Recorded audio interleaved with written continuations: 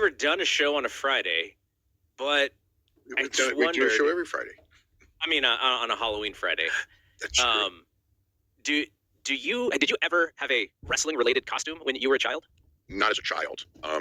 When I used to take my kids, I would, use my lucha masks. So yeah, like I definitely did like La Parka, the original La Parka, not this one, but it's the exact same mask, right? But yeah, I did. I've done La Parka for Halloween and Tiger Mask for Halloween for my kids in Octagon. Looking at the masks right now in my office. Felino, I don't remember doing Felino, but I do remember Octagon. I remember, Octagon, Jushin Liger, Parka, Tiger Mask, yeah. When not so much lately, well, because I haven't gone lately, but they used to do this Halloween thing like around the corner at in front of like I don't know, I think in front of the church right around the corner from where I live, and we used to go every year. It's a big gathering, and like always, every single time there were a bunch of people with Mil Mascaras masks, and that would be the only wrestling stuff we would ever see was the Mil Mascaras stuff. And it's not that many. I mean, it's 10 years ago now, but yeah, I mean, it's not like it's 40 years ago where that would be more expected. Mm-hmm. Yeah. So I kind of wonder, because you used to talk about when your kids were little and seeing who dressed up as wrestlers back in the day. You see, like a lot of Rey Mysterio. A lot of Rey Mysterio with the young kids when my son was probably second, third grade. That era. Yeah. Rey Mysterio, and I saw Santos. Those were like the main ones. The main one was definitely Rey Mysterio. Then yeah. Yeah, I'm gonna guess there's not gonna be too many Rey Mysterio masks in the sea of K-pop Demon Hunter costumes this year. So. Yeah. But the one that you see every now and again is Orange Cassidy. Seems like people enjoy the Orange Cassidy costume. I think I saw someone when I was doing trick or treat. I think that there was a kid that did Orange Cassidy, but it was like 5 years ago, 4 years ago. Yeah, I do remember that. I don't know what I'm doing. I don't think I'm gonna be home for Halloween. It's wrestling night, Halloween though tonight with SmackDown is gonna be interesting because it could set a record low. Because Halloween in the past used to kill SmackDown when it would be, but that was also when SmackDown had a lot younger audience. Like I'm thinking that they won't kill it so bad because so much of the SmackDown TV audience is like half the audience is probably over the age of 54, 55, right around there. So that half, they're going to do what they're going to do. I mean, and it's so I don't think it's going to hurt the way it has in the past. But even if it hurts like 20%, considering what the numbers are, it could be, that and baseball could be record low and whatever else. Mm-hmm. Yeah, Game 6 World Series is a pretty big one with the Blue Jays trying to clinch and the Dodgers trying to stay alive and force a Game 7. It's been a really exciting World Series, even though the Dodgers are my least favorite team, and maybe in sports. It's either the Dodgers or the Dallas Cowboys. Probably the Dodgers. They're my least favorite team in sports. Yeah. But the gameplay and the performances have been absolutely tremendous. If you're a baseball fan, you've been probably pretty happy with this World Series. Yeah, the Canadian numbers are absolutely immense. So yeah, and I mean the American numbers are normal, but the Canadian numbers, I'm sure the biggest there's ever been. Well, the Blue Jays are like the national team there anyway. Yeah, and coming off of Yankees and Dodgers last year, the ratings were going to be lower for sure. Yeah. In the U.S. In the U.S. because of sure, no Yankees, yeah. All right, so you and I went to see Mick Foley on a rare Tuesday night outing. I do not get out on a Tuesday night these days, so that was kind of weird just to be out and about on a Tuesday night. And I really enjoyed the show. I thought Mick was just awesome. I was laughing so much. We got to hang out with him a few minutes before the show started, and I was just so impressed by how sharp and quick on his feet he is when he's thinking about stuff. And not that I expected him to not be, but for the amount of punishment he's taken over his career. And then he even mentioned that he got in that really bad car accident where he also had a concussion. And that wasn't even all that long ago. Yeah, and he's just on it. He's doing just as good as I can remember him when I've seen him in the past. I thought he was very sharp and clear with everything. Yeah, I mean, I think I laughed more at this one than any other year. I mean, we've seen him many times whenever he comes here. Yeah. But and it's like I mean, and I know most of the stories. You know what I mean? It's not like the people asking different questions. Like I kind of know the answers to almost. I think I know him just from between his books and knowing him and other TV things he's done and everything. I think I know him like from a wrestling standpoint, wrestling career standpoint, like his person a little bit, but as a wrestling person, wrestling career and everything, I think I know it awfully well. But yeah, I was just laughing the whole time with just his stuff. And like my girlfriend who has no knowledge of anything he was talking about still told me she just really had a great time. Because it is very inside wrestling, like shows. It's like you have to be very inside wrestling, and also inside wrestling in the era of the late '80s to the mid 2000s for the most part, and heavily that WWE period as Mankind, and Mick Foley and everything, and the Hell in a Cell, which I mean, every show he talks heavily about that match. And it's always he mentioned that he learned from other comics, and he mentioned specifically George Carlin, that they would do their patented thing at the end because the audience definitely wanted to see that. Like it was like a greatest hits kind of thing. Like you go to a concert and you want to hear the best popular songs. And so then he had this real interesting relationship with that match, and then he just came to like this epiphany that I just got to play it as my greatest hits at the end of the show, and this is what I'm going to do for all of these shows. I don't know if you know this story, but and it was his daughter who said the story that they were backstage at in WWE, and they actually at some not headquarters, but the warehouse or something, and he saw the cell and he's like starts crying. Yes. So it's like, I mean, it's funny because it's like it is. And he's, basically, it is like going to be like when you think of Mick Foley, the first thing that's going to come to your mind is that, the tooth up his nose and whatever in that face, it's really after the first bump, not the second one, but that match essentially, and how completely insane and borderline criminal the fact that match kept going, but that's what they did back in those days. When's the last time you watched that match? Oh God, I haven't watched it I couldn't even tell you how long. I mean, clips-wise, maybe whenever the last time there was a Mick Foley documentary, which may have been the A&E one, they probably showed lots of it. But I mean, as far as sitting down and watching the whole thing, as it happened, I probably haven't watched that in over 20 years. Yeah, I watched it like 2 or 3 years ago, and it's like a horror movie. Is it? I mean, I think the fact that I know that he lived and he's fine, for the most part. I'm sure he's feeling aspects of it. It would probably be easier for me to watch it now with that knowledge. Watching it live, I was kind of like revolted and scared, and I mean, I hated it. I mean, I absolutely hated it because I knew him. I mean, I think I would hate it no matter who it was in it. But it was like I'm watching this going like, I mean, I had full knowledge when that thing was over that it would be like one of the most memorable matches in the history of wrestling, and it really bothered me that it would. And I haven't read what I wrote afterwards. You wrote that pretty much exactly Yeah. that issue. No, years later I read what I wrote, and it was just like, man, it's exactly how I still feel to this day, and it turned out to be just as famous because like, really, like if we're talking about like the most famous matches in history, to modern wise in the United States, I mean, it's like that match and Hogan and Andre. I mean, they're probably the two most famous, don't you think? I mean, I can't come up with any others. I mean, there's some Austin Rocks were big, but not in that same way. You know, and Flair and Steamboats and Steamboat Savage and stuff. But even then, not as big. I don't think they're as big or as famous as those ones. I used to think Brett and Sean from Montreal, but that really wasn't. The finish was famous, but I don't think that match really was, even though it was a tremendous match. You know, in the post match. That's probably in the top 5 though. What, Brett and Sean? Mm-hmm.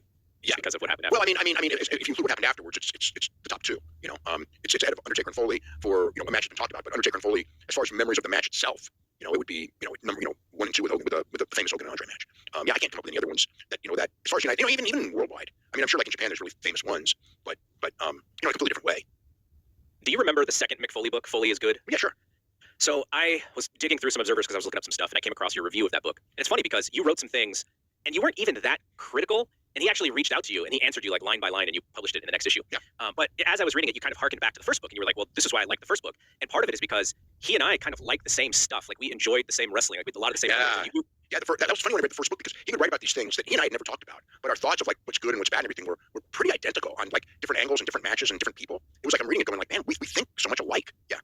And so I had that in the back of my mind when we were talking to him in the green room, and I was thinking like, I've been watching wrestling with you probably for, 12 or 13 years at this point. And so, I kind of know how you react to stuff and what you like. And then if you go back to that time frame and you're saying like you and Mick are kind of locked in on a lot of this stuff, and then I look at the Mick today and I go, I can't imagine this dude watches any wrestling right now. And so then I started thinking like, of your peers, like who is still locked into today's product that you would say, I know obviously John Muse is just as locked in as he's ever been. Yeah. But, people who you kind of, maybe similar age, history, knowledge, and everything, like who is still locked in as much as you? I mean, at my age, that's pretty tough, because I mean, there have to be, but as far as like, I mean, the one weird thing with me is that like, well, I really appreciate stuff from every era. I don't like have this idea that like, even like, stuff like with the women with the All Japan women in the Crush Gals era, right, which was really fantastic. It's not like I go in there and go like, oh, like this is what it is, and it should always be like this. Like, I think I accept the eras for what they are, and also I think the other thing was is that I think that the thing that when I was growing up and I was really young, I wasn't like one territory person. Like I had my territory that we grew up with, which was the Royal Shires territory in San Francisco. But we went to Los Angeles, all the time to visit relatives. And I went to the Olympic Auditorium, and I went to, I watched the TV there. And I went to Hawaii, and I watched the TV there. I went to Florida, a couple times a year, and I watched the TV there. So those were like my home. I had one home territory, but then and even New York to a degree, we went there sometimes. So I had these different territories. Plus, I, never saw St. Couis wrestling, but I got the programs from St. Louis. I got the programs from Florida. Obviously read the magazines. Obviously from meeting, from Koichi Yoshizawa. I mean, it was I saw like all the Japanese stuff. And I followed the Japanese stuff closely, but I didn't see it until the DVR days or VCR days, I should say. So I was Japan. I was already in my 20s when I started watching it, but I watched Florida very young. I watched Hawaii really young. I watched Los Angeles really young. San Francisco a lot. New York a little bit. We had a period where the San Antonio wrestling was on TV here in the mid 70s, so I watched that as well. So I got like a flavor of it, and because of the Los Angeles wrestling, where so many of the top stars from Mexico came, we saw it with Gordon and Goliath. They did a Rudo Lucha Libre. That was their thing. And they would wrestle, Raul Mata and Mascaras and Ray Mendoza and all them. So I saw, like, I appreciate the Mexican wrestlers. So it was like I didn't have this feeling that so many people have, like, this is how from your childhood, because everyone wants their childhood wrestling back. Is like this is how you do it, and if it doesn't look like this, it's good or it's bad or it's wrong or whatever. I had too many right ways of doing it, too many different ideas, and like the Mexican stuff was funky, but I accepted it, right? Compared to what we saw. The New York stuff was really slow and boring as hell compared to what we saw because we were worker territory. But I accepted the aura of the way that they promoted their wrestling. I think my favorite wrestling was growing up was the Florida wrestling, though. The Florida wrestling I just felt was very sports-like in presentation. Gordon Solie was an excellent announcer in those days, and you just had so much talent up and down those shows. Everybody was good, and they worked faster than like a San Francisco show. We might get 5-6 matches on the show. When I would go to Florida, we would get 8 matches. So they were, and the guys were generally in better shape. They generally did more wrestling. The Roy Shire style, which was very big bump friendly and things like that. It wasn't as much wrestling oriented. It was more worker oriented. But I liked the wrestling oriented stuff. And then later, when Dusty got big, it had the level of charisma with Dusty that we didn't have anyone here. I don't think that as great as Patterson and Stevens and those guys were as workers, they didn't have the Dusty Rhodes charisma. That was something different. And we didn't have the Stevens and Patterson were always babyface here, so I never saw like the Terry Funk level heel that I saw in Texas and San Antonio, and that I saw in Florida. That was just a unique thing. We did get. I did see Sheik and Pampero, people like that. But Terry was more of a different animal. But the Hawaii wrestling I really liked because of you just got essentially Hawaii they had their local guys, but then every card there were guys who were coming in because they wanted to go to Hawaii, right? So it was a lot of AWA when I went there, but it was also like the Sheik and Baba and just guys that were going to Japan essentially that would stop for a week in Hawaii for their to break up the trip. And so you would get like really unique matchups that you wouldn't get anywhere else, and that was kind of cool and fascinating too. And they had a real mix of styles. I mean, you would see the Sheik, you'd see Billy Robinson, you'd see Giant Baba and Jumbo, not so much Jumbo Surita, but Giant Baba was there a lot. And just Stevens and Bachwinkle, Stevens was a real regular in Hawaii forever and ever. So get to see just a lot of different aspects on the same bill. So I don't know if that's it. So I think that what happened is by learning all this stuff, I was very accepting of so many different things. So now it's changed. I mean, I'm not going like, oh, this isn't wrestling. It's like, well, this is what it evolved into. And I was in, I think coming from a worker territory, you kind of get into workers. I mean, in the sense of it wasn't real, but it was big bump and really exciting and up and down and everything like that. So this style is a sped up version of that. It's not like, I mean, it's funny because people talk about like how it looked more real, and to me, like Florida looked real. Like more real. I would say that St. Louis was like kind of like more real, but like the New York, the San Francisco, the Los Angeles, it never looked real to me. I never had that. It never looked real to me. It was just professional wrestling. Does it bother you at all that a lot of your peers of the last 25 years, who you would kind of call up and talk, like those folks are not watching, or maybe they're not even around anymore, but like you're almost like you're given incredible stamina for today's product, and you're kind of like the last one who knows the 70s and 80s and still watches now and doesn't like get mad at it for not being what it was. Man, I mean, John Muse is definitely someone. Yeah, Muse is on it. Like I get to talk to Muse every once and again, and he's on it. Yeah. He would be.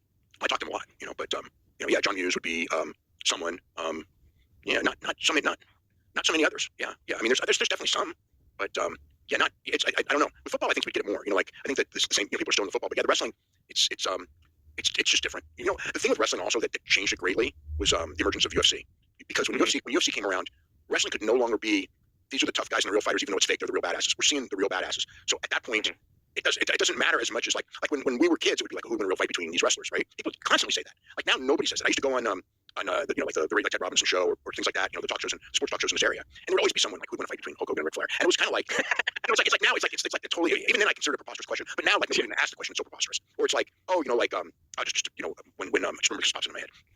Years ago, I was in a discussion with Bischoff, and we were talking about the normal. You've got to prepare for the future. Hulk Hogan's not going to be around forever. If you keep relying on Hulk Hogan's going to go down.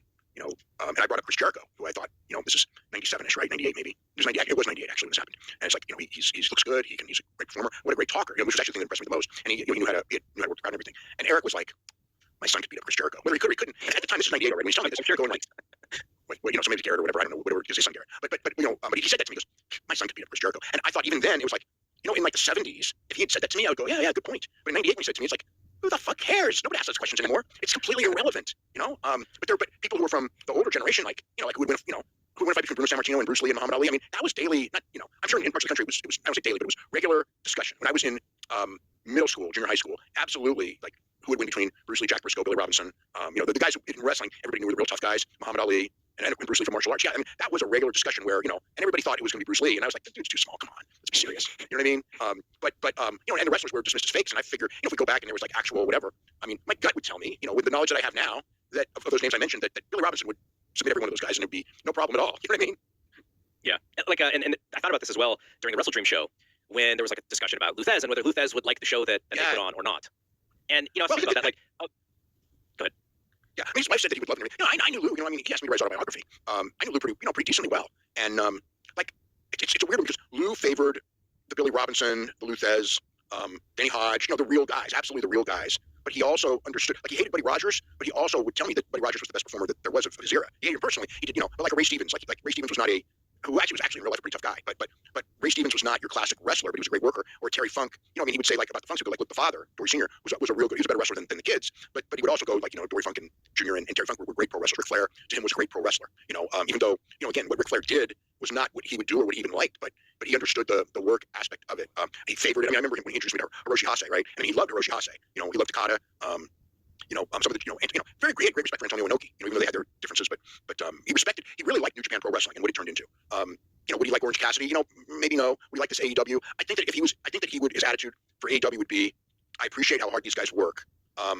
It's not my wrestling, but I don't think that he would say, I think he would appreciate the how hard guys work. Because what he didn't like, a lot of people, what he would say about WWE, and WWE was like, he never liked the in-ring of WWF, the Hogan era. He didn't like that in-ring. He would say that a lot, and Vince didn't like him for that. There was a lot of animosity there, but it was the in-ring that he didn't like because he just thought it was, I don't know. He didn't like the in-ring. I think that he would appreciate aspects of the in-ring. I think he would tell every one of those guys, stop doing what you're doing. I mean, he used to do that with me. It's like, do not lift over 150 pounds overhead. Do not do it. I mean, it's funny because there's a wrestler who just had shoulder replacement surgery, and we were joking about how the old wrestlers would tell us that, right? So I mean, he would be cautioning these guys like crazy about what they're doing, and for good reason.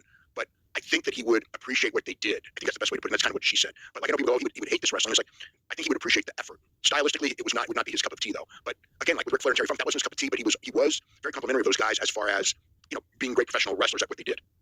All right, let's move on to some news that was in the issue. You've had a better estimation of the Wrestle Dream buy rate at between 115 and 125. Yeah, I want to make clear that number does not include all the refunds from Amazon Prime. So the money they're going to get is going to be whatever minus Amazon Prime. So it's not going to be the financial success of a 115 to a 125 because Amazon Prime sent to everyone. They sent $50 refunds to everyone who ordered. Even though those people saw most of that show and they saw. Oh wow.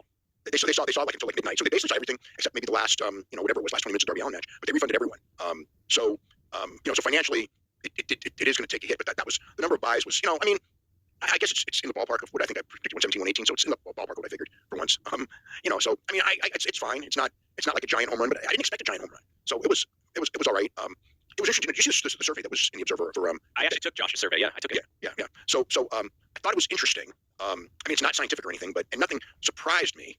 But I think it does say probably accurately that going forward, these pay-per-view buys are going to be more and more, based on what's HBO Max, which is a good thing for the company because the more people who buy an HBO Max, the more HBO Max is going to like AEW. And if whatever happens, that's always a good thing for it to be a property of HBO Max that HBO Max is seeing dollars from in ways other than traditional subscriptions or things like that. So I took that as a positive. I took the numbers. It's like the people who watch on Max. I mean, the people who watch on Max based on that were very, very slightly less than the TVs, which I don't believe is the case in real life. But even if it's close, it does mean that it's a very successful streaming property show. No matter what the the new Nielsen's are saying about wrestling right now, those numbers would probably be really good. So it's So that's how I took it. But again, it's not a scientific survey. I would love to, obviously we'd all love to know the real numbers from HBO Max. I mean, I have an idea, and I know when it's up, and I hear about ups and downs and everything. It's not doing what it did like, the beginning of 2025. I mean, it's like it was just like everything else. Like WWE on Netflix, like NXT on CW.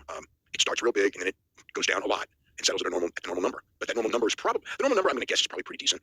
But it's not like what it was doing like early. I mean, I would bet you that like the first couple of weeks that number was probably very, very high. Just like the Raw on Netflix in January. I mean, those numbers were really high and super successful. Then it came down to where it is now. The Full Gear show on paper seems very similar to the Wrestle Dream show to an extent. Mm-hmm. Like not a lot new there, but I imagine just because it's been one of the pillars of their pay-per-view business, it'll probably do even more than Wrestle Dream, and maybe that's what they're kind of banking on because it does seem to be a lot of similar style of things that they've just been doing on pay-per-view and TV in the last couple months. Yeah, I don't know. I mean, I have to wait for the low card. I figure it'll do about the same. I don't see anything that would make it too different. But we'll see. Not a bigger crowd. We already know that, or whatever that's worth. I mean, because they've already sold more tickets and we're just under a series away than what Wrestle Dream ended up saying. But Wrestle Dream, that was so weird about St. Louis. You know what I mean? It's like the reactions were so fantastic, but the number of people in the building, for an AEW pay-per-view, that was kind of disappointment. Although it was similar to the prior show in St. Louis, which also had fantastic reactions and a disappointing number in the building. Although the walk-up they probably would have more than last year, but the walk-up was killed by the weather. But even so they beat last year. Even if they would beat last year by a few hundred, I think that the same show in a lot of cities would have done as well. But from a Tony standpoint, where you're so much you're trying to, he's really a fan of the product itself. Like St. Louis for the product itself, like if you're watching that show, that crowd was an awesome plus, in which some crowds, are not. So you take that as a positive, even though, yeah, they were in a 7,000 plus seat building with the setup and they didn't even sell out. But it's like, but what a great reaction that crowd was. So AEW's running Thanksgiving, and then I just read in the Observer that they're also running on New Year's Eve. I don't know why they're on New Year's Eve. I mean, that's just, I know they have a live show, I mean, I get that. It's a Wednesday. But yet, Christmas Eve and New Year's Eve, they're going to take a hit in the ratings for sure. I mean, those shows, those nights are bad. Thanksgiving night, they're running Thanksgiving night TV. Yeah, that's Thanksgiving night and New Year's Eve are like the two worst nights for wrestling. I think in July 4th, those would be the worst nights for wrestling. Halloween is a little bit above them. So yeah, there's going to be some really bad numbers on those shows. But yeah, New Year's Eve, I cannot remember a live show in the United States by a major company on New Year's Eve. I mean, ever. I mean, did anyone run? I mean, even in Japan. I mean, Japan. I should take that back. I've been to wrestling on New Year's Eve in Japan. I've been to MMA on New Year's Eve in Japan too. So in Japan, it's different. But like almost all the territories, they would run December 30th, and they would take December 31st off. Even it was a Saturday. Or the weekly. Like I don't know, like Memphis would run New Year's Eve if it was a Monday, but or Dallas on Dallas when they had it on and it was Friday. On Friday, I don't think they even ran. So it was just it's I can just imagine that crowd in Omaha. You know what I mean? Because New Year's Eve, I mean, like you do want to go out, but I don't know that going out to see AEW wrestling or any wrestling is exactly what you want to do on New Year's Eve. I've been to a basketball game on New Year's Eve before. Yeah, I went to a Warriors game. It was just not anything different than a normal basketball game. But yeah. All right, you wanted to talk about. I've definitely been to wrestling many times on Thanksgiving. But you wanted to talk about ratings because you saw the ratings for the NFL on ESPN and ABC, and you saw quite the discrepancy. Yeah. That's another one. That was a big red flag when I was going through the ratings for Monday night. It's like it can't like there's too many ratings right now. Obviously mostly from wrestling, where I look at not so much the overall number, definitely like the 1849 and 1834 numbers, where I look at that number and I go like, this can't be right. And a lot of people who want to think that wrestling is doing poorly are now saying like, see, for all those years those are fake numbers and this is the real number. And there's too many things that wave a red flag at me to where it's like it can't be this low. for SmackDown. I mean, I can get the Raw because on a streaming platform, but SmackDown on USA all of a sudden dropping to that level, I don't see it. The NXT number for Tuesday, I mean, 1834 number was just it was 13,000 men and 7,000 women in the whole country in 1834. That's ridiculous, and it can't be that bad. It absolutely can't be. And I just imagine, when the AW numbers come out, any minute now, actually, as we're doing this, that they, we probably won't get the 1834 number, but I'm sure it'll be almost as bad as the NXT number. If I don't think it'll be worse. I think it's possible for Dynamite to be worse. But the Collision number, and if there's 7 games of the World Series, and you got between Collision going Saturday main event, 7 games of the World Series, all football, UFC, I mean, Jesus Christ, tape show. I mean, it's not going to be good. But the football thing, because it's not wrestling, it really hit me. Because Monday Night Football, most weeks now, it's on ABC and ESPN. Does big numbers between the two of them. And every week, always, there's more total viewers on ABC because more homes get ABC. And more older viewers, of course, on ABC because the networks skew a little older. The 18 to 49 number is always higher on ESPN because that's the hardcore sports audience is more tuned to ESPN, and it's a younger audience than watches the networks, even though the networks are in more homes. So it all makes sense, right? Every week is like that. And without it, so all of a sudden this week, the ABC number was actually up from usual, even with the World Series, and up appreciably, which sort of makes no sense. But then you go, the Chiefs are playing Taylor Swift, blah blah blah, right? It could be up. And I expected a giant rating for the game. The ESPN number was horrendous. It was 4.8 million viewers, and I think it was like 1.37. The Observer has the exact number, but I think it was 1.37 in 1849. It's like that is like half of what this game would do. And maybe under half in 1849 because it should do a 3+ and 1.37. So right there, I'm just looking, going like, and these mistakes were not there in the previous incarnation. So there's like that. That was just like I looked at that and I basically did a double take. And it's like, okay, the ABC number's a little up, okay. So then the ESPN number's going to be freaking awesome too, right? The ABC number's awesome, and it's the Chiefs, big drawing team. So it was like, yeah, it's going to be big. And I saw that number, and I was like, that was like weirder than when the first time that the SmackDown number when it first came in at the 0.23 and just over 1 million viewers. Where you just look at it and go like, this can't be right. So it's not just the wrestling, it's not just the UFC. There's something about this. The variations are too much to be accurate. I don't know what's going to happen. I mean, nobody's been able to give me an explanation as to why ABC would be so up against the World Series and ESPN would just be getting killed. Because even if you're going like the baseball's going to eat up 15%, which is reasonable, okay, but not 50%. That's ridiculous, and not for a game that would be considered higher than usual, not like average or lower than usual. So there's definite. I don't know how the TV world's going to be taking all of this. I'm surprised that there's been so little analysis from not so much sports people, but TV show people about these changes. But there hasn't been, and wrestling's not the only show that's taken a hit. Any show that's really big with 1834s has taken a hit. So I mean, I know quietly there's absolutely stuff behind the scenes quietly, but I haven't read any of it. Outside of like within wrestling, I haven't read anyone. The MMA people haven't, whatever. But yeah, then the real TV world people, like I thought that ESPN number would really shake people up. But I think maybe the sports people sort of just looked at the combined number and was, they're just watching ABC. But why would you? That makes no sense. That all of a sudden all these people year after year after year, the last few years they've had the double. All of a sudden now this 1 week they all switched to ABC, and ESPN's cut in half. It's like there's something weird that caused that ESPN number to be, it's just when I look at the number, it's not an acceptable number. I guess that's the best way to put it. I'm surprised your phone didn't ring while we were talking because I just got my email from WrestleNomics and the AEW Dynamite number is in 459,000.08. It's in the ballpark of the previous week against the World Series. So it's probably about where I would have expected. I mean, it's terribly low, but yeah, I'm not surprised or anything like that. I expect it to be a little lower than last week. And so, 450, just like 477, 0.08 last week. So when the show's over, I'll probably get the numbers and get some more breakdowns on them. But yeah, it's whatever. I mean, 0.08, a month ago would be a shock. Now it's like it's a new normal. And the World Series number, I'm sure, was huge. Before we get to Saturday night's main event, I want to go through some of these super chats that we've been collecting here. Ladder Match says, I recently watched The Godfather and learned that the actor who played Luca Brasi was a pro wrestler named Lenny Montana. Was he a big star, or was his stardom mostly from being in the film? He was a name wrestler, not a giant name, but he was like a name. Yeah. I mean, I can tell you a lot about him because it was before my time, but he was like a pro wrestler of some renown, but not superstar or anything like that. From Trust the Process, was there ever a time during your career where you had interest in pursuing a booking or management position for promotion? Do you have any stories where a person promotion approached you in doing so? No, not really. Approached, I guess. I mean, there was the week that when Raw's ratings were going down on, I believe it was USA. This might have been even when they were on Spike. But when they went down the first week, I just remember the first week that they set when they were below 4.0, I think they did maybe 3.9 or whatever. So when I look up your weekly things you can get the week, I got a phone call from Ed Cohen from WWE, and it was just like and like he said that he's doing it out of what was the word like his idea, but I sensed it wasn't his idea, but it might have been. And he's like really pitching me and everything. I was like, nah, no interest at all. I mean, I had none.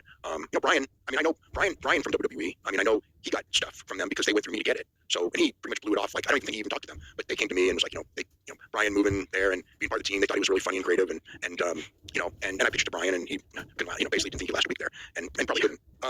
So he turned it down. But I mean, even after he did, I had people there. I mean, they probably pushed that one because with me, it's like it was a no, and it was never really discussed again. But with Brian, it was like, he can make a lot of money. And with me, it was sort of like, Ed was like, this is what I want you to ask for. I mean, this is what you should ask for. Make sure it's a no cut, because you don't want to give up the Observer and then, Vince's temper and you're gone in a week. But I had no interest. What was funny on that one was, I shot it down immediately, but about 6 months later, I started reading on message boards that I called them and my friends I saw like it's actually I didn't even know what message boards were, or if I did, I never went on any of them. And this is when I actually discovered message boards because people would tell me these different message boards, and they're all discussing that I approached WWE, which didn't happen. And what do you do in this and that? All these discussions. It's like I shot this down like months. I shot this down months ago, and I'd never be interested in the first place. I wanted to be a sports writer. I didn't want to be. People go, oh, you want to be a booker, you want to be a pro wrestling. I never want to be any of those things. I never want to be an NBA player either. I wanted to be a writer, so I did that. My friend who's in broadcasting, she would from time to time she would just send me these WWE job offers. They're looking for this certain voice, and I fit the demographic of what they were looking for. And she would be like, "Well, how come you're not like trying to?" I was like, "Why would I want to work for that company? Of all the companies, that's the one that I would not want to work for. Not that I want to work for." I mean, the funny part too is like it would have required moving to Connecticut, and at the time it's like I was having fun living here. Like, why would I want to? Nothing against Connecticut, but I mean, my friends are here, everything like that. Why would I? And I already had a family too. It's like I don't want to move my family to Connecticut. Plus, it's like if I, you know what I mean. I didn't even think about it that much, but like afterwards, kind of like, do you ever want to move to Connecticut with your family? It's like they're gonna hate it there. After living in California, I mean, it's like there wasn't enough money in it, and even if there was.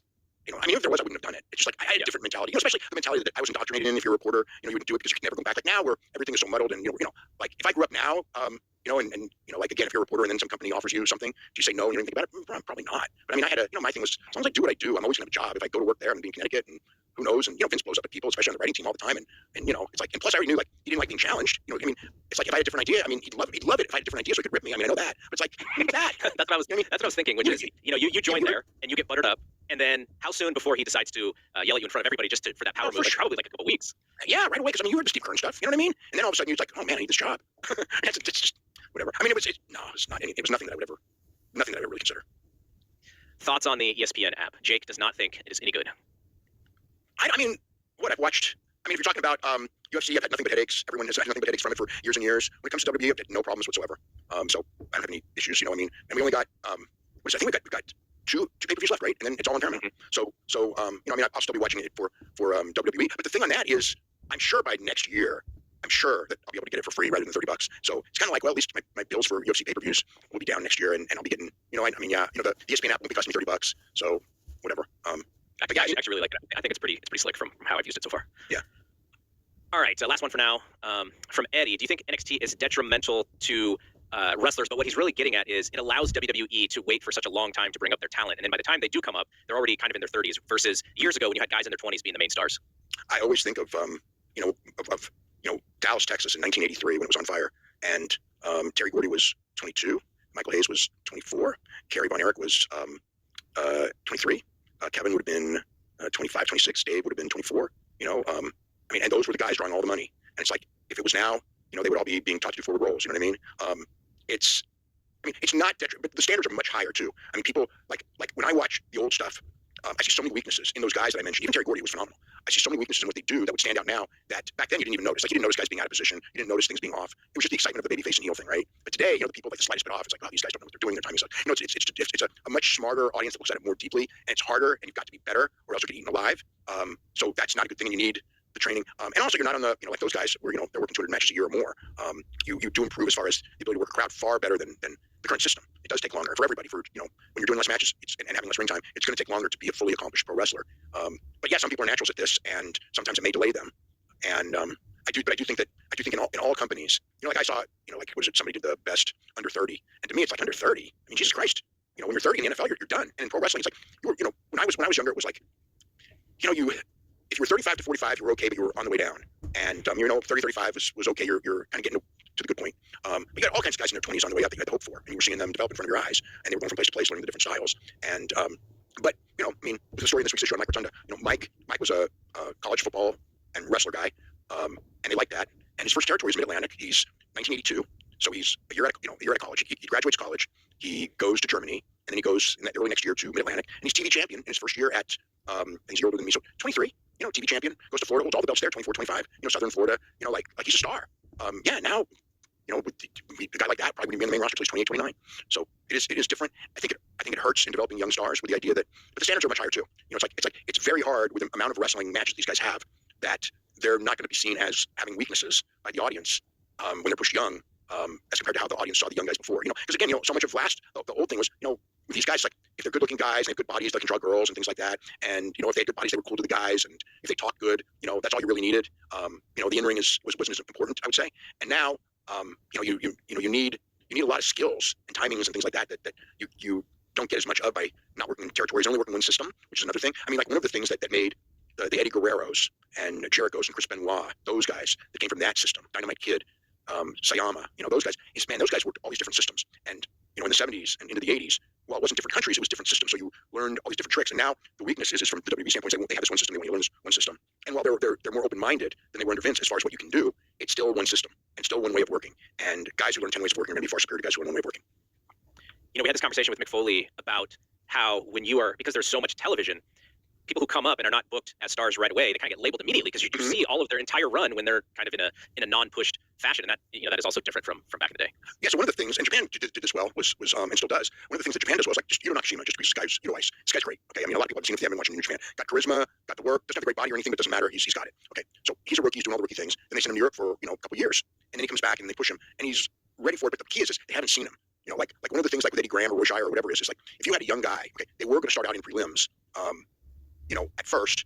And you could, if you were super talented, in your early to mid 20s, do very, very well. Okay, and some of them started younger than that, and in their teens even. But the thing was, if you were, let's just say you're starting this thing, you're 21 years old, and let's say you start in San Francisco, you start with Roy Shire, and you're working, you're 4 or 5 days a week here, and at the beginning, you probably were going to be a prelim guy, so you go there for a while, then maybe you go to Oregon, for a year, and in Oregon you get a little bit more of a push, and then you go to some other place, and you come back to San Francisco 3 years later, and it's like, yeah, people remember you as a prelim guy. They didn't see you in 3 years, and the expectation is this guy's, and he would give you a new hold, and he would explain you've been going all over the country and beating all these top people, and now you're back, and you're a new guy, and then yeah, he'd push you, and that's kind of how it was. I mean, I remember watching, when I was a kid, watching Dick Slater and Steve Kern, rookies in Florida doing jobs every night, and then a couple years later, they would go to other places. I'd come back and here these guys are main eventing, and they were good, they were really freaking good. So that was part of the key. So you went away and they didn't see you, and then you come back and you look more colorful. You grow your hair long. You wear a better outfit. You have this new finishing hold that you never had before.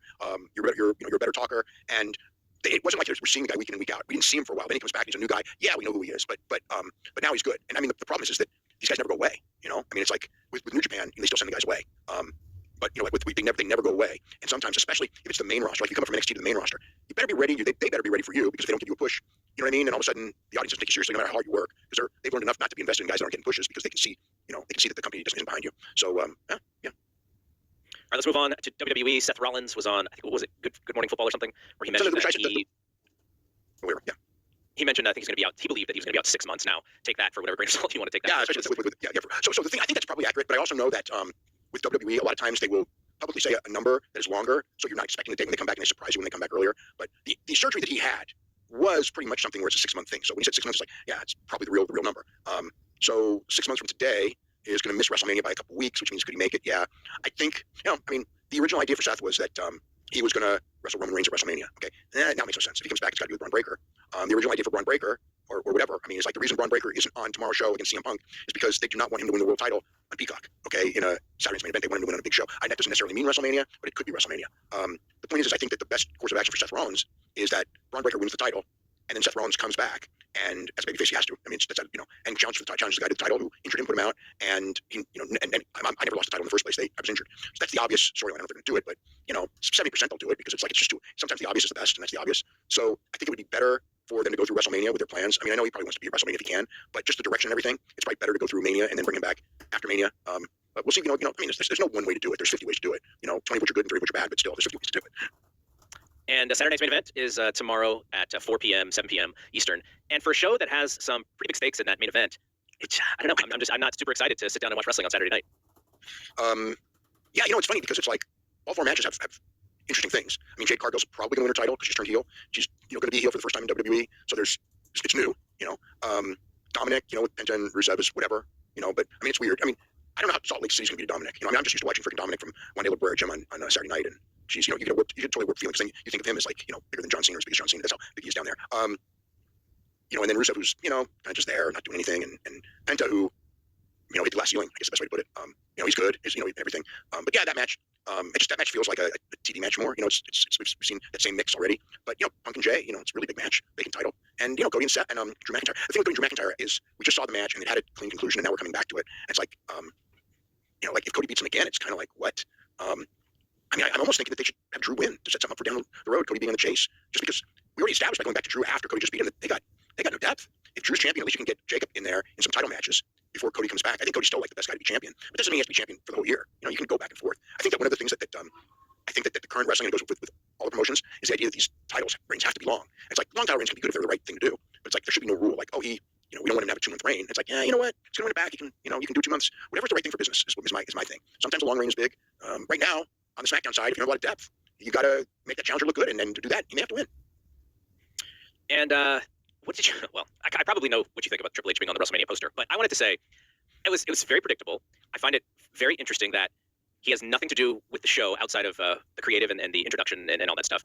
But to be on the centerpiece of that poster with the stars that they believe is going to help them sell the most tickets, I just think that the more Triple H that I see connected to that product, I think it creates this interesting precedent that I'm going to be watching because I don't think WWE. He's Dana White. Just remember that. Okay. But he's Dana White. Dana White's a bigger star than all the fighters because Dana White's always going to be there. And you watch Unreal and all this, Triple H is the sage. You know what I mean? He's the one who, we don't have bad Vince McMahon. It's a new era. It's Triple H. He's more open-minded and he's more friendly to the talent. He doesn't berate them. He doesn't make everybody feel bad. And he doesn't do the Vince toilet humor much. You know what I mean? So it's like the curtains pulled. I mean, I don't know. I saw the poster and it meant nothing to me. It's just a freaking poster. I get it, but I get. So I get why some people are mad there's no women in the poster. And also I believe that it was very poor thought process by the people in charge in this day and age to do that because that's a trap that you fall into. But you should be smart enough not to fall into that trap.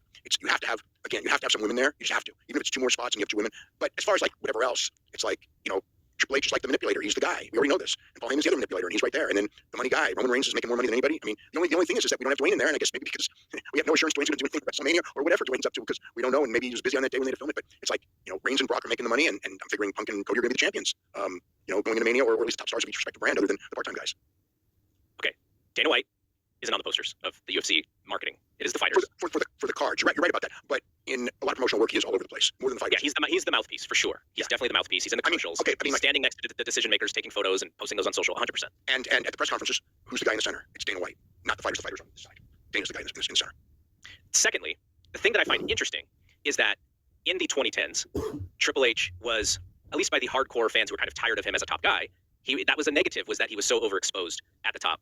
And now, if this product continues to be stable, which I'm assuming it will be, I don't sense that there's any downfall coming. I think they have so many smart people there, but you've seen his quotes that kind of make you scratch your head a little bit. My thought is there's a we've talked about this a lot. There is a level of arrogance there. Yes, and it's not again they're not going to go down, but there's a chip away where they're not. I don't know. Like I don't think they're at the peak anymore either, though. But no, I don't think so. That was a high peak and a really long peak, though. It was a really high peak, right? And they weren't going to. The reality is they weren't going to keep that peak. You know what I mean? I see so much complaints. This is about booking, and again, I've seen so many decades of booking, so many.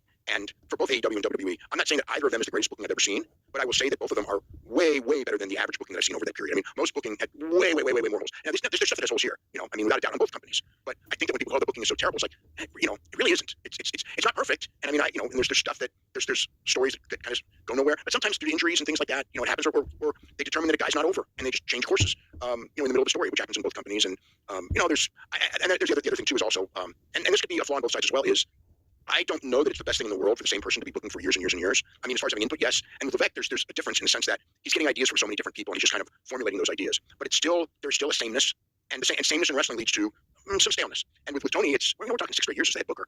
That's a really long time. Sometimes I think that maybe it'd be good for him to like get a booker and take a rest for 6 months and then go back. But that's not gonna happen. He loves booking, and he's good at it.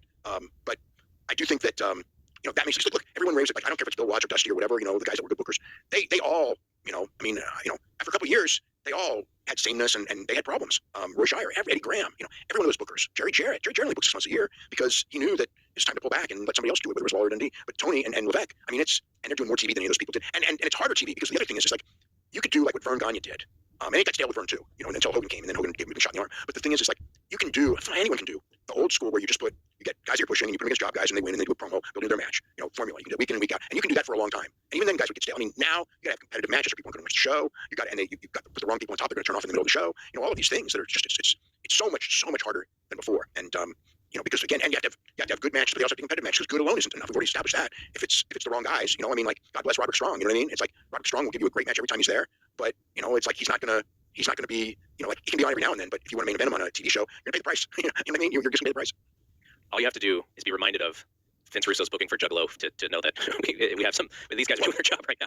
Well, the thing with a company like Juggalo is like, I don't know that Vince Russo stuff would be such a negative because that's just a bunch of crazy cult stuff anyway. So, I don't know that he'll help. I mean, but like if he went to if he took over the booking for either AEW or WWE, now it'd be an absolute disaster. I mean, an absolute disaster. But I mean, as far as like for an independent company, it might work out well because you're talking about a very small subset, and he'll do something different. And for if you're not the big guys, and even if you're AEW, you need different. You know what I mean? You can't do if you want to just copy what if you're a booker for a MLW or GCW or any of them, and you go out there and it's like I'm going to copy what I see WWE do, you're doomed to go nowhere because no one wants to see any more WWE than what WWE does. They do it. You can't copy them. Then you're just third rate. You got to have your own identity. Well, the last thing I'll say is the thing that I'm surprised about is Triple H knowing kind of the trends and everything is by being so center of attention. If the thing goes a little sideways, he's the one that the fans are going to complain about. I think they already are. Even when things are. Yeah, that's what I mean. Yeah, no, they already are. They're complaining about him and Tony all the time. And some of the complaints are valid. And I think most of them are not, but many of them are. But you're right. The other thing too is hey, don't. I mean, it's like, I mean, just watch Unreal. That's all I'll say. Just watch Unreal. You know what I mean? It's like that's what he's doing. He's auditioning for. I mean, and other people said it. It's like when I talk about certain things with him, it's like just doing the new season of Unreal. It's like he's the manipulator. But unlike Vince, Vince was all knowing, but he stayed way behind the curtain as Oz. This guy, he wants to be known as the guy. I called up Rock and I called up Travis Scott, but it was my decision to turn John Cena heel. And then all of a sudden it backfired, and it's just like, whoa, John wanted it. We just did what John wanted. Yeah, no, and look, I'm not even really criticizing him for doing that. I'm just thinking like he understands how this thing works. Being a top wrestling star, it's going to work the same way if WWF gets cold, and as far as who's going to be blamed and everything. Yeah. So it's just interesting. It's something I'm watching. I will say, based on the whole arrogance thing and everything like that, like, okay, I think it was a big deal, but I would also say that, like, I absolutely. But again, like, who's the guy on the roof with the WrestleMania commercial? You know what I mean? It wasn't Roman Reigns. You know what I mean? It wasn't Seth Rollins. It was Paul Levesque. And so he's the Dana White. If it was me in that position, I wouldn't want to even be on TV. I wouldn't. You know what I mean? I would want, and the guy I would want on the roof would be CM Punk or Seth Rollins or one of those guys. And the guys at the table, the guys at the table is maybe one of those four guys, and the other two would be, Rhea Ripley and I don't know, Io Sky, Becky Lynch, Jade. I know they think the world of Jade because of how she looks, but it's like it's funny because they'll even now Jade's the one who's going to be a superstar, and I think like I watch this stuff and it's like to the fans, I mean the ones I see upcoming are Stephanie Becerra and Io. Not that Io's upcoming, but she's 35 years old, but those are the ones that I see getting all the reaction. And I'm sure Liv Morgan, when she comes back, will get great reaction. And Becky Lynch is a great talker and all that. But those people, you know what I mean? Those are the people that, if I was him, I think that I would see enough to know that because people consider you, like too much of a spotlight hugger, if that's the word, that just don't do it. But I mean, I think that, at the end of the day, either the company or he himself feels the need to do it. He was the main event at the Hall of Fame, right? When, quite frankly, I mean, in some ways that wasn't a good look, but they did their little thing of he didn't want it and all that. But as a way to do it. But it's like they're still they're marketing him as the all-knowing guy, and that's why we're always going to be number one, and not like the incompetent guy at the other company. You know what I mean? That's part of their whole marketing scheme. We got this guy and all these. He's in the pictures. He's in the pictures with all the talent, right? He's in the pictures with all the talent when they win championships. He's freaking. You know who he is? He's Joe Weider. That's who he is. And he probably grew up reading those magazines. Him and Dwayne, and me too. But still, he's Joe Weider after every Mr. Olympia, where he's standing there with the guy who wins Mr. Olympia, and he claims that he trained him even though he didn't train him for the magazines. And the magazines create this image of Joe Weider, the all-knowing sage, and that's Paul Levesque in WWE. It's an image. All right, we have another super chat related to this. Do you think we need more younger faces in WWE creative? Mentions Triple H, PS Hayes, HBK, Heyman, Pritchard, all in their mid-50s to mid-60s. Do they need an injection in their creative? I'm sure that the guys that you don't know, most of them are younger, probably in their 30s. But yes, the problem is that this business has done a terrible job by not having territories of teaching guys how to be successful in doing this at that level. You know what I mean? It's like there's not, there's names that, again, but as far as like, yes, absolutely, 100%. They do need some younger people in there, and they do need to accept newer ideas. They are doing the basics very well, but wrestling, if you do all the basics, you're going to be at this level. And it's especially with WWE today, this level's really good, But if you want to be at this level, you need people who are more into pop culture. Because you got to also remember these guys that we're talking about. I wouldn't say all of them, but many of them, if not most of them, their whole life is WWE. I mean, they're not even watching AEW. Their whole life is WWE. So they're not watching Lucha Libre. They couldn't tell you a thing about what CML was doing to be on fire or whatever else, right? When New Japan was on fire, they wouldn't have a clue what it was. They're only watching WWE. So you need people with ideas and open to stuff. But they do. I mean, they have a large writing team, and a lot of them are young. But yes, at the top of the top, like Paul is 50. Almost 56, right? I think. And Michael Hayes is older than me. Heyman's 60, I believe. Pritchard is right around 60. No, he's in his 60s because Bruce is I think just a couple years younger than me. So yeah, he's in his 60s. So yeah, it's a lot of older people. But and most of them, not like me in the sense that the only thing they followed is their own company. So that's the one thing is like you're not going to keep learning if you're only following your own company. I mean, the thing is you got to study the indies and you got to study other stuff. And that's why in some ways when I see some of the stuff they do, it's kind of like they're missing a lot because they still only know the way that they grew up on and there's new ways now. But yeah, no, I completely agree that you want some younger people. But the thing is, you want younger people who have success, and that's the kicker. Is that we don't have a whole group of 15 people from all over the country who have booked in their 20s and kind of figured it out or figured out a lot out at a modern level and can be there. So it's the just like the management thing. It's like there's not enough people who have trained in wrestling management. So what we got is we're going to bring in guys from the Zone or Netflix or tennis or whatever to be sports management guys. And I'm sure they're really good at their job and really smart at their job. But they're not necessarily going to know the little intricacies that where wrestling's different from tennis. We were going to take some more questions, but we kind of went long on some of these super chats. I didn't know we were going to get so many of them. So I'll save the questions for next week. I think there's some pretty good ones. But before we get out of here, did you want to do a little Arena Mexico preview? No, I mean, they they have a show nice that sold out with the Sky Team on top against I think is it Cavernario? I don't remember. I think it's Cavernario. Sharon Volador Jr. seems to be like the go-to Rudos right now. Yeah, so that's tonight. Halloween can be a good night for live attendance for wrestling, and again, they're sold out way early. Like I heard this morning when I woke up this morning, I just woke up when I got the news that it was already sold out. Which the thing is they're a walk-up business, so you don't really sell out that often unless it's like the anniversary show or something. This is a random Friday. It is Halloween, so it is a sort of special show, and I knew it would do well. But yeah, that's I guess that's the big thing. But they have a lot of interesting shows this week. They're putting Mystico and Utani in the main event on Monday night, which is really interesting because it's just not something that they would normally do. They're taking a young guy who's had no name before he came there, and most of been using prelims. He looked very good in his matches, and just we're going to put him in an angle with Mystico right now and give him a singles main event on Monday night. So that's I was interested. That one surprised me that they did that. But aside from that, there's not any really big news there. AAA has a lot of stuff booked with the WWE guys, and the WWE guys are very hot there. It's again, there will come a time because Mexico is not just like everywhere else where you get really, really hot, and then all of a sudden, it comes back to earth.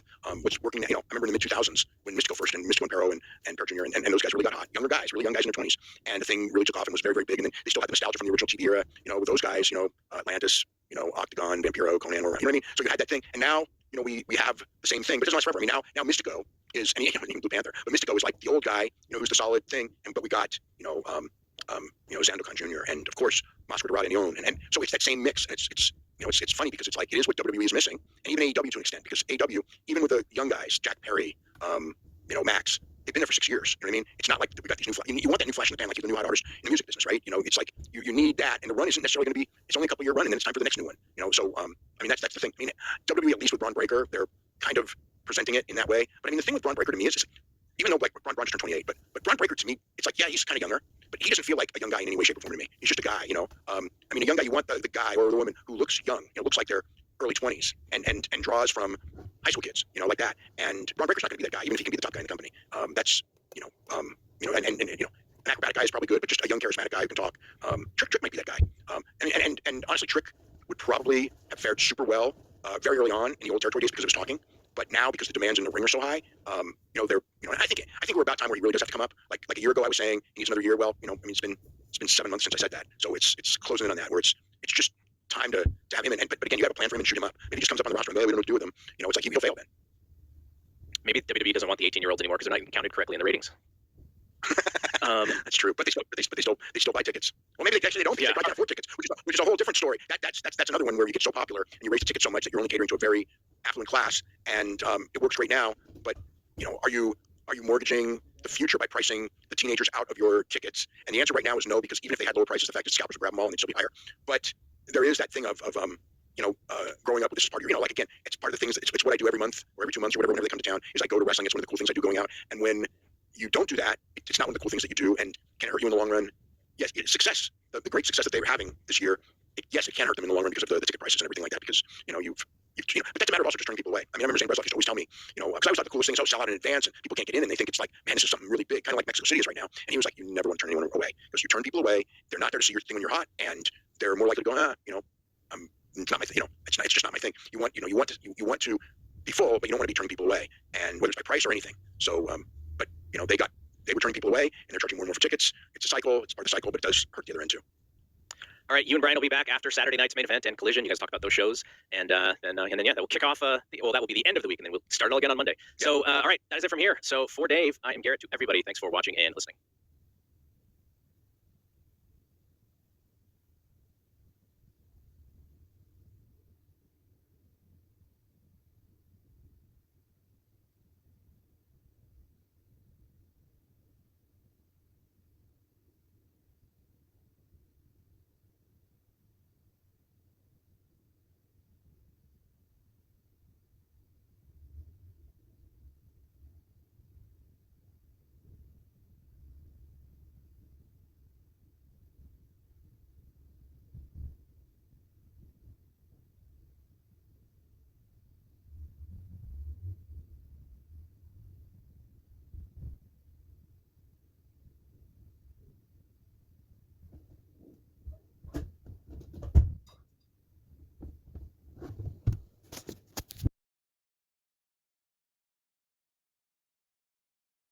Everybody knows you got your own sound. So good, so fresh, just the way you like it.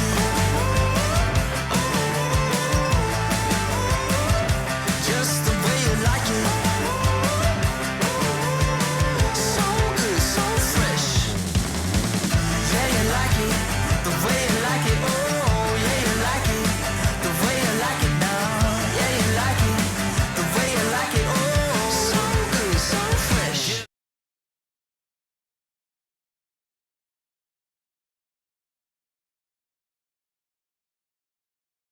Hey, my friend, I want to dedicate this nostalgic song to all of you.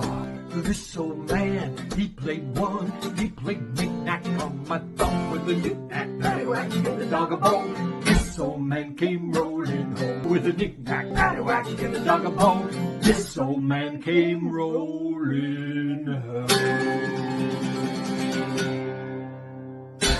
Download TikTok to enjoy more exciting music content.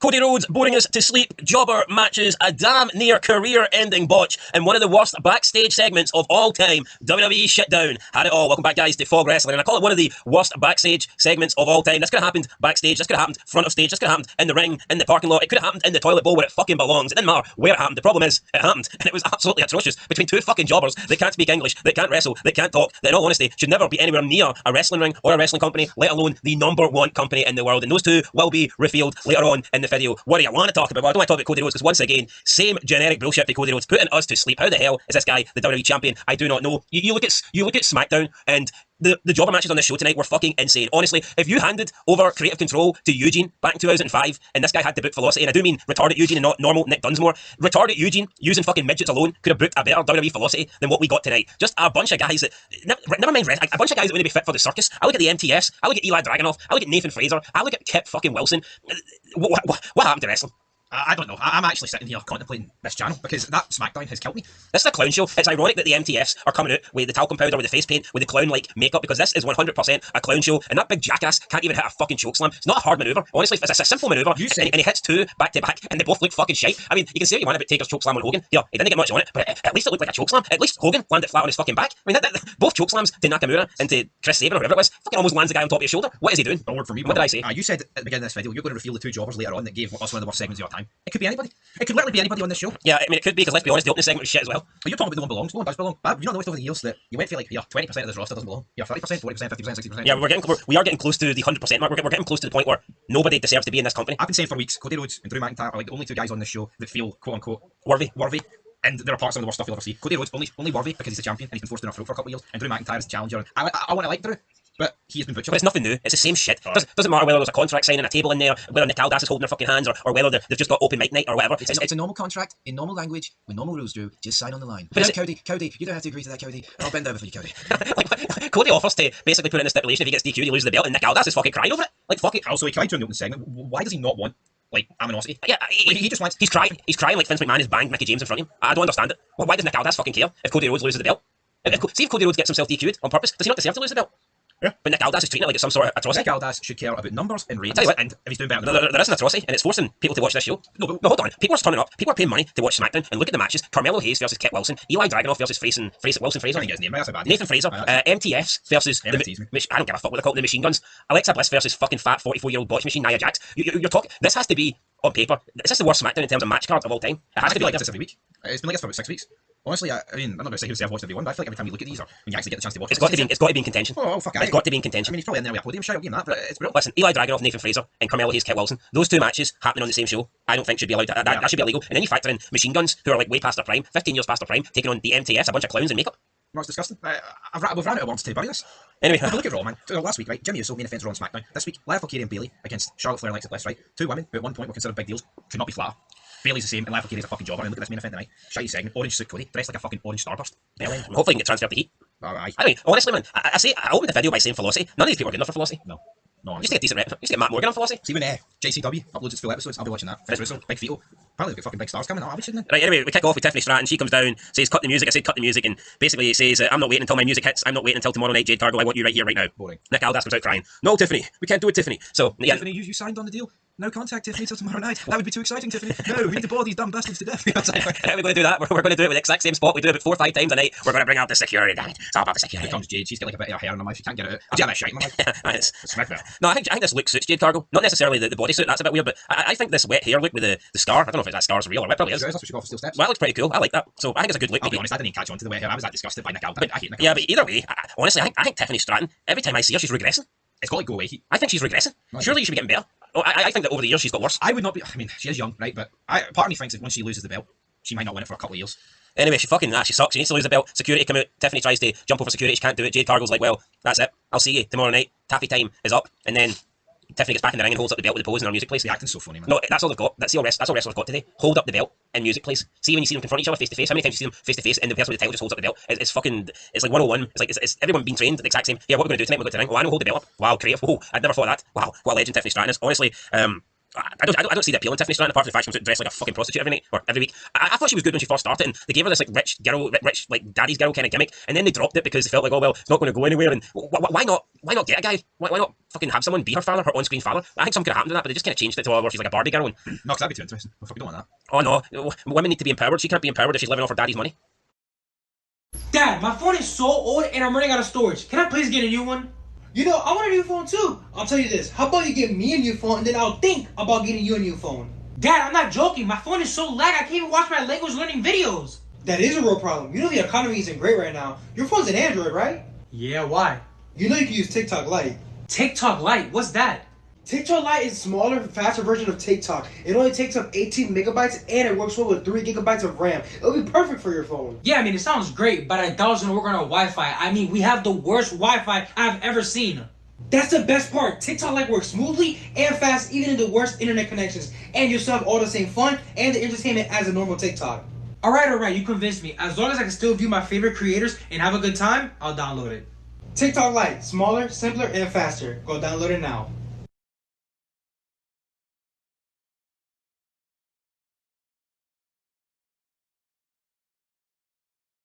These apps usually promise a lot, but when it comes to paying up, they get real sketchy. No, I totally get that. 10 would be way too much for me. Honestly, 3 would be too much for me. I mainly just switched to Just Play. Just Play? I don't think I have that one. Yeah, it's actually a single app that has plenty of games on its own, and the cool thing is they actually pay you out like every 3 hours sent straight to your PayPal account. Really? Is it free? Totally. No fees, no subscriptions, just a side hustle in your pocket. How do they make a living from this? I'm gonna be honest, it's ads. They show you a few ads so they don't have to charge you anything for playing the games. That really makes sense. I like that. What was it called again? So it's called Just Play, and you can find it on the Google Play Store or the App Store. Sweet. I'm going to try it out today. Okay, sounds good. Thanks for your time. See ya.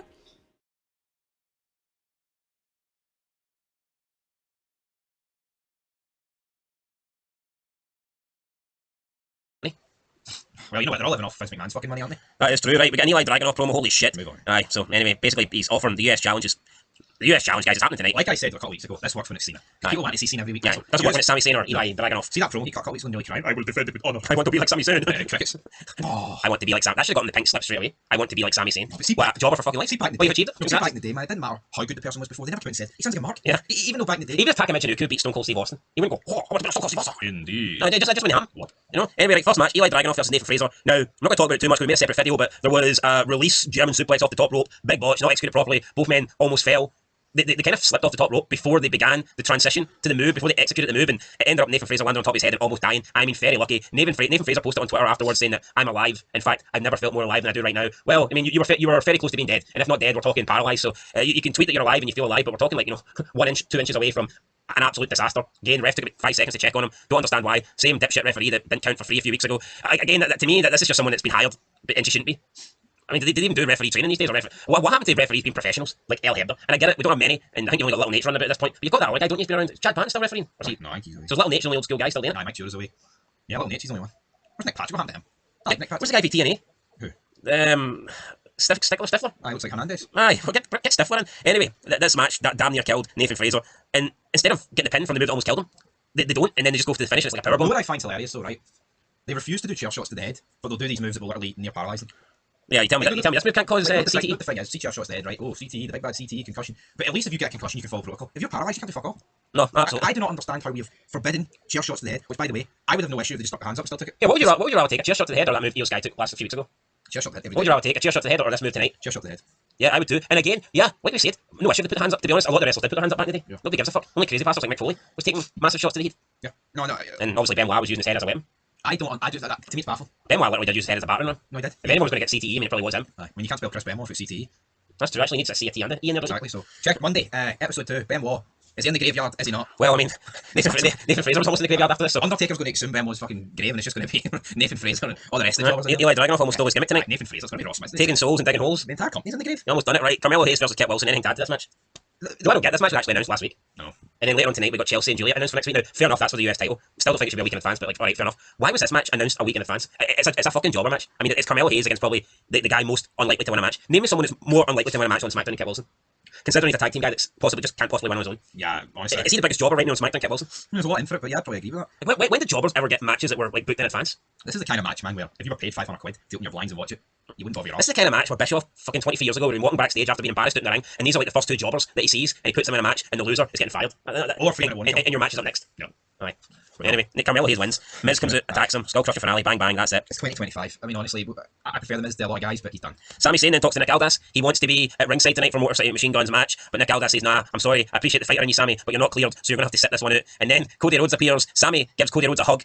Cody says that he's proud of Sami and what he did with the US Open Challenge. Sami says he's been dealing a lot with the MTS these days, and Sami says he's going to be pulling for Cody tomorrow night. Nick asks Cody if he had anything to do with the attack on Jacob Fatu, and he says no. Who cares? Then Cody and Nick discuss their fine details with Drew McIntyre tonight. So again, Nick Aldis telling another member of the roster, no, you can't get physical. You know, you have to. You're not clear. Blah blah blah. And then we get Cody and Sami sharing a hug, and Cody tells Sami that he's proud of him. Why the hug? Because he defended his belt like 6 times against jobbers.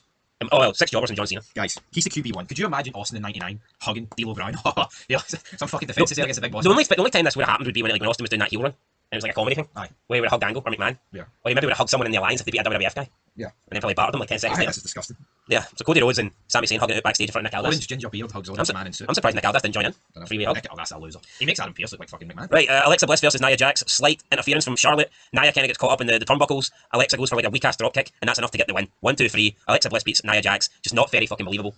Alexa Bliss, in my opinion, is done. Her career's gone. Nia Jax should have Another been... one that shouldn't have came back. Yeah, Nia Jax should have been released like fucking 10 years ago. I don't know what they've done with Alexa Bliss, but they've absolutely killed her. I think she was probably... I'd say Alexa Bliss is probably the best female wrestler of the last 10 years. Yeah, definitely. I mean, that's good on the mic. See, during the pandemic, we opened break, some of the best stuff. Yeah, did some good stuff during that. I think she's always been good on the mic. Yeah, no, I've always liked Alexa Bliss, but fucking hell, since then it's been a disaster. See when that stuff finished with Orton and Bray. See, I don't know what the gimmick was, but see at the end of that Mania thing, where she came out to Jack in the Box and it was almost like she betrayed Bray Wyatt. That should have been the end of it. That should have just fucking moved on. Yeah. But then they delayed her career because Bray Wyatt was in and out, and then he ends up dying, and then they just bring her back, and they still kind of give her the weird gimmick, but they don't put her away. It makes no sense to me. Yeah, I mean, come on, why was other people's careers being hampered because Bray Wyatt's got mental health issues? I don't think that's fair. No, I don't think. I know it's not fair. And then they did some of those vignettes where she was seeing a doctor, and that kind of just it was alright, but then it led to nothing. It led to absolutely nothing. No, but I just think back. I mean, obviously back. Do you remember she had the doll, and do you remember like they had the cut scenes going out, and yeah, and then they're all teasing something with her and Bo Dallas, but then nothing happens. I know, but even back then, like 4 or 5 years ago, see when they teased stuff, you thought it was going to be payoff this scene. I actually do not give a fuck about anything. I get no feelings. Yeah, I mean, yeah, we seen those shoes the other day, and it turns out that was just that WrestleMania shit. Yeah, pair of walking shoes, probably Triple H's shoes. I'm just glad, man. I can say I've watched a lot of great wrestling because I'm not going to fucking watch anymore in my life. No, sad reality is we will never. The only good wrestling we will ever watch again is past stuff that's already happened. Why juggle kids in a cart? Try stress-free grocery delivery with DoorDash. Easy, fresh, and fast. Download the app today.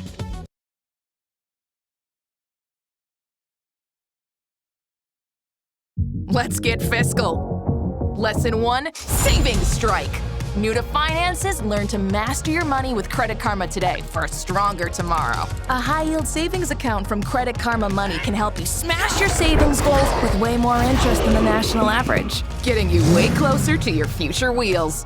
Harness the power of Credit Karma today to win your financial future tomorrow.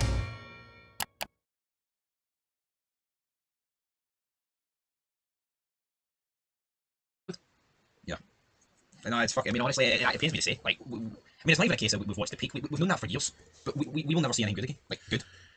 Yeah, right. What do we have after this? We had the Damien Priest promo, but we'll move on to that. Right, so this is one of the worst. This is one of the worst things I've ever seen. So we have the camera cuts backstage, and we've got like a bunch of fucking jobbers, and I mean a bunch of jobbers. I think it was Machine Guns, Fraser, Post, and Axiom. And Axiom is like throwing some of these burrito elbows. I mean, just sort of